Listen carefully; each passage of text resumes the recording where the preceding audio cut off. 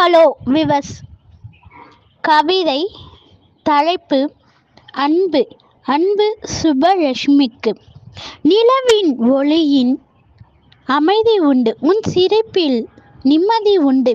1000 உறவுகள் உலகினில் இருந்தாலும் உன் போன்று தோழி கிடைப்பது அன்றோ சுபமாய் தொடங்கும்.